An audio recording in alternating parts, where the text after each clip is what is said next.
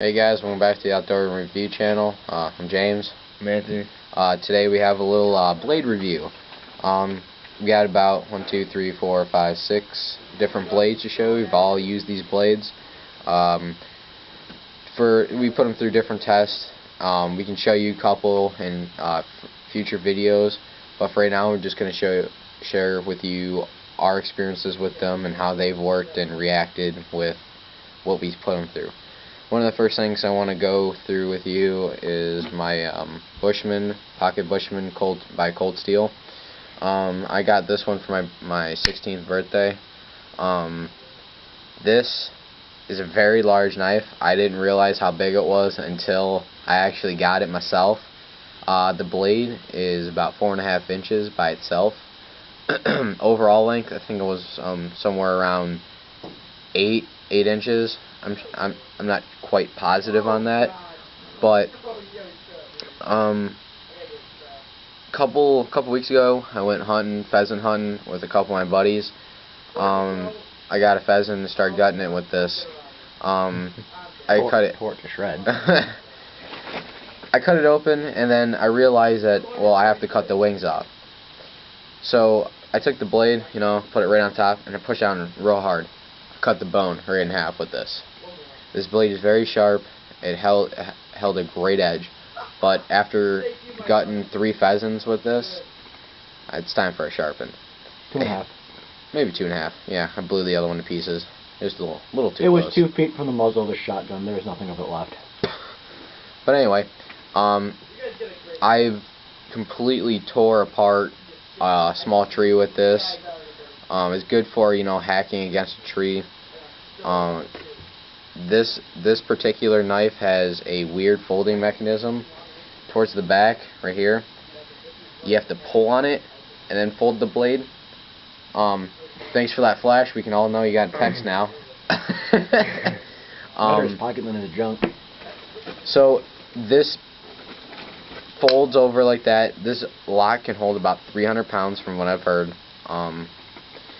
I know the older version of this knife had a very bad issue with the locking problem with it, like the jam up inside, but I had the newer one and I've had no problems. This blade right here at the top is very thick, so I think I'm going to have this one for a very long time. Like I said, I recently just got this one and I put it through some abuse, but not much, but it's held up so far. So Anthony, you want to show them some of your knives real quick? Alright guys, start off with the knife I use most, and that is the Leatherman Wave. So one modification that I've already done to this wave is I ordered a clip set, which is this thing right here. Ordered it from Amazon for about $5. It also came with a little thing that was like a lanyard hole. And pretty much what I bought this for is when I bought it, it came in a sheath that would always hook up to my belt, and I wasn't a big fan of it, so I wanted to keep it in my pocket. And I was kind of upset that Leatherman didn't include a pocket clip, but for $5 extra, it was money well spent. Alright, so like I said, I use this knife a lot, pretty much every day. And I start off with the blade. It's all the outer features are locking mechanisms, so the blade does lock. Shaving sharp, 440 stainless steel. Actually has a 90-degree spine, which stainless steel, especially 440, is not known for producing sparks off something like a ferro rod. But since it does have that 90-degree spine, it will produce sparks. And on the same side, got ourselves a nice little saw. Haven't really used this saw much because I have a Baco Laplander, and that is about that long. It comes in handy, way bigger than this thing, so I don't really see myself with a use for it.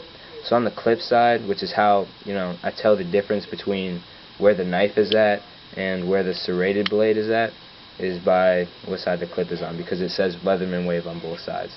So there's a serrated knife right there in case you need that. That way it's not like a split serration where you only get like an inch of serration and like a couple, maybe an inch or two of regular knife. On the other side is a file, which you got your kind of like fine fire on here, more of a coarse file right there, and then a really hard grittier one on the inside right there. So on the inside of the knife, got yourself a pair of pliers. Now I think on the Leatherman Wingman they're spring loaded. These are not. They're pretty. Yeah, Wingman are spring loaded. I have a Wingman. Actually, I had a Wingman. I lost it camping. So yeah, it's spring loaded. Has all the fancy bells and whistles on it. Just so you know who's talking, that's our cameraman Joe. Cameraman Joe, yes. And awesome pair of pliers. a little bit of wire cutters in there. I've tried that actually a couple times with wires, and it does cut perfectly. So into some of the things inside, we got, I'm pretty sure this is a Phillips head screwdriver. They might say it's something else, but I'm sorry, flathead. My bad.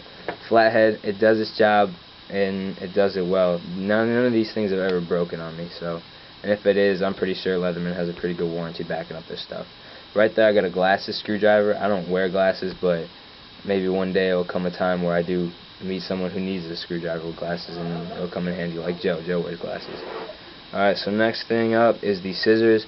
Now, I take pride in knowing that I've never cut myself with a knife, but I have cut myself a couple times with these scissors, because when you're pulling them out, you want to go and use your finger like that, but the scissors actually come out like that, and they are spring-loaded. So when you have all the other gadgets in there, you just have your scissors out, you can pretty much just cut like anything regular. And these come in handy all the time. Anybody who is going to consider a multi-tool without scissors, think again, because they're just awesome. And right here it comes with a little screwdriver. Now, something that's coming in the mail soon is a 40-bit assortment kit for just different bits and stuff. You got your regular Phillips head, and then sort of like a flathead. These are magnetic, so you can switch them out whenever you need to. And as well as all the outer features, these are locking features too, so it's not going to wobble around and go back into your Leatherman. So close it up, lock it in place, and you got yourself a little mini screwdriver. And that helps a lot if you're camping or doing whatever. Kind of need to have the screwdriver open to get this out, which is something I don't really like, and it's actually kind of hard to get out. I can't really get it out because my nails are too small. I don't really keep them that long. But in there is a can opener, and it's pretty self-explanatory. It does what it's supposed to do. And yeah, so it's pretty expensive, but definitely well worth it. Like I said, I use it every day, and it comes in handy whenever I need it, and it hasn't failed me yet. Alright, so moving on, we're going to kind of move to a hatchet. As y'all know, SOG came out with the Fast Hawk. This is it. Has a bigger brother, but I decided to buy the little brother, give him a little test, see how he works out. So I bought this roughly 2 years ago, maybe. Very excited, first time to try it. Was not disappointed at all. This will go through, yay big limbs real fast. I took this on many of my Boy Scout campouts, and I've cut through a bunch of different pieces of wood, sizes. It cuts like a monster. It's like having a chainsaw in your hand. That's what it feels like, at least in my hand. But one downside to this is the sheath. This sheath is crap. You can barely get it on your belt when the hatchet is inside the sheath. These buttons like to come undone when you're carrying it, and you may have the blade drop out and you may grab the blade by accident. I almost did multiple times. But so if I recommend, either buy a new sheath for it or make your own out of paracord. Another downside is the handle. I had very bad blisters working with the handle, so as you can see, I duct taped it with mossy oak duct tape. But over time, the friction will create a lot of heat between your hand and the handle with the duct tape, and heat up pretty fast, and you can get some burns. So I wear gloves now with this. That's the only downside really to this hatchet. If you're all wondering if you can throw it, oh yeah, you can throw it big time. I've had thrown this into trees that are dead, and it sticks pretty well, blade and the pick side. This is pretty reinforced. The top of the head is reinforced with 2 screws and a latch that goes around them and clamps down, and it's all, I think it's 2 pieces. I'm not sure. I haven't really taken it apart yet. Then we get towards the top. This little rigid part right here, they say it's a hammer. I tried to use it as a hammer. Really doesn't work out well, so stick to using hammers, but I guess in a survival situation you could use this. But the pick also works. My cameraman Joe has taken some pottery with the pick and broke it right in half with no problem. I think we took cinder block to it at one point, and it went through the cinder block. It's also good for your entrenching, making some trenches for, you know, if you say you're rappelling in a survival situation, you can dig a trench in snow, and if you're feeling lucky, dig it in dirt. But I mean, I don't think I'll be doing that anytime soon. But anyway, this is the SOG Fast Hawk. Very cheap. I got it for like $30. It works. It does the job for what you need it for. So, yeah. So, Anthony, you want to show him another one? Alright guys, we're going to talk about the Strayed Old Timer. So before we get into the knife, we're going to talk about the sheath that it comes with. And nowadays, knives don't really come in leather sheaths. Something I appreciate about this knife is that it's kind of old school, and it comes with a pretty decent leather sheath. And I don't think it's really been maintenanced a lot as far as conditioned and washed and all that. So the fact that it's still nice and supple and just all around good and holding shape to the blade is pretty impressive. Alright, so on to the knife itself.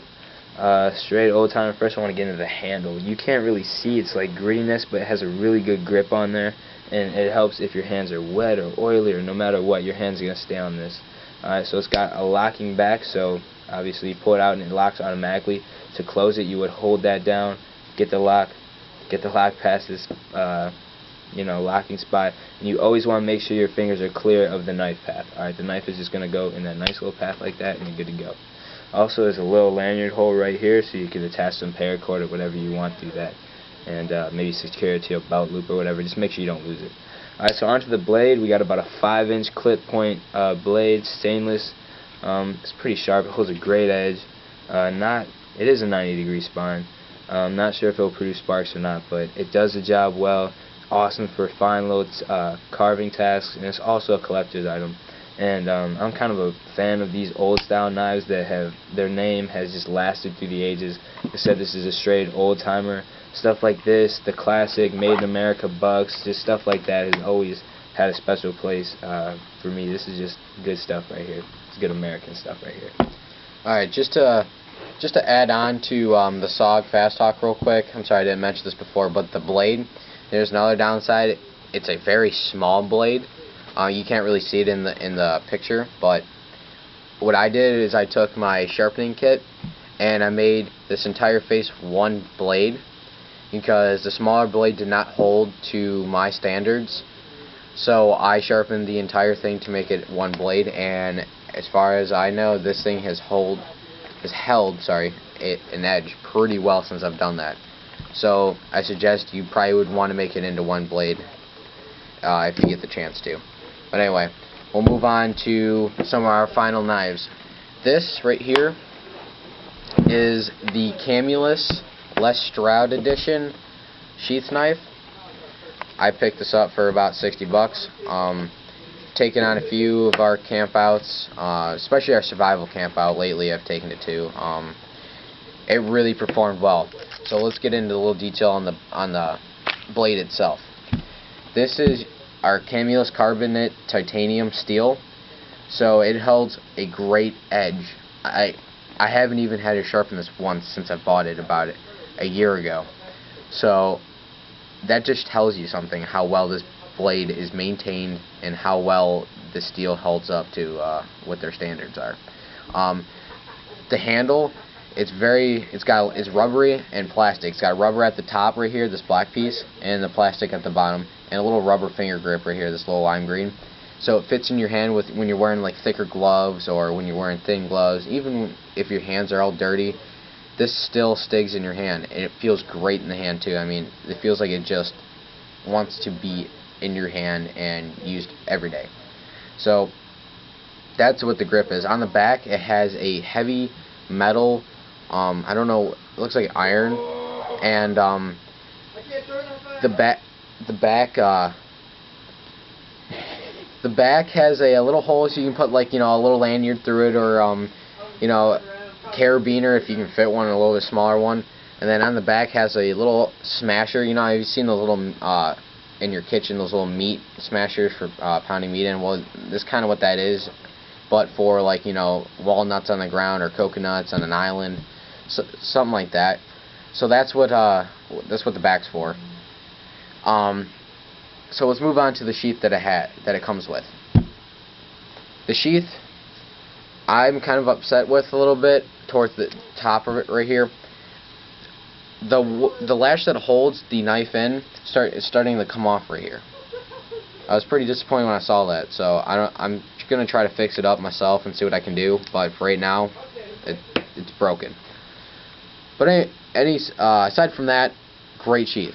So first off, we have on the sides here, they have two little L-shaped things. If you push up on one, if I can get it open, they're a little pain. This one is a whistle and an LED light.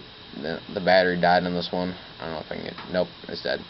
But it's got a whistle and a light. The next side has flint and steel. I mean, there you go. I probably just burned your schmog. I'm sorry, man. But flint and steel on the other side. Then next, it has a little paracord wrap. You can wrap your paracord or any rope that you would want to carry. And on the front, we have your mirror to signal planes in the air. And this also doubles as a little pocket that comes down. And in here, I have matches and a striker inside, in case you can't get the fire going with your flint and steel. So I have those in there. And then finally, it has a little self-sharpening at the bottom. I put paracord inside there for a reason. I made it accessible so when you put it on your belt, you can hold it like this on your back. So it makes it easier to have more things on your belt. I mean, it's really nice to have a nice sharpening kit on your sheath itself. So in case you do dull it or get a nice nick in it, you can go ahead and fix it out yourself. So this is the Camillus Lestrade Edition carbon titanium knife. So last but not least, we saved the best for last. Anthony has a beautiful knife that he wants to show you. So how much time? 37 seconds. Alright, you want to just do another one on that? So we'll show this in a separate video from now because we got a lot to talk about in that one. Alright, thanks for watching. Please comment, subscribe. I'm James. This is Anthony. Have a good day.